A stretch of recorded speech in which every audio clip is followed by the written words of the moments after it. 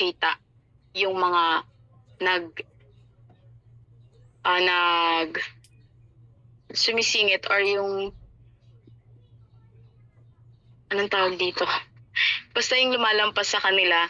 And dahil doon, syempre, nagkakos siya ng traffic, pagbagal ng traffic. So, kaya in-implement yung NCAP para para magstay lang sila sa lane nila. So, may lane na para sa private transportation, sa mga motorcycle lane, and sa public transport. Next po. This is another goal and strength of NCAP. Drastically decreases road accident and criminal activity. The thought of a camera constantly watching reduces drivers' chances of violating road laws. At the Philippine News Agency's injuries from road accidents in Metro Manila dropped by 47% during NCAP implementation. Likewise, traffic violation fell by 90% and road accidents by 62%.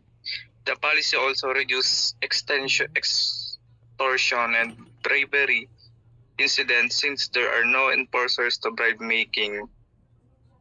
Ang pangunahing layunin daw ng NCAP ay bawasan ng mga aksidente at illegal na gawain sa kalsada. Dahil alam naman natin, ang mga driver ay may camera na lagi nakabantay. Mas nagiging maingat sila sa pagmamaneho at hindi basta-basta lumalabag sa batas trapiko. Ayon raw sa ulat ng Philippine News Agency, noong ipinatupad ang NCAP sa Metro Manila, bumaba ito ng 47% ang mga nasugatan na aksidente. At nabawasan rin ng 90% ang traffic violation. Pati na rin bumaba ang 62% ang bilang ng aksidente sa kalsada. Bukod dito, nabawasan na rin ang pamamaraan ng panunuhol at pangungutong ng mga ibang traffic enforcer. At wala na rin humaharang sa mga motorista upang suhulan sila. At mas nagiging patas at malinis ang pagpapatupad ng batas traffic.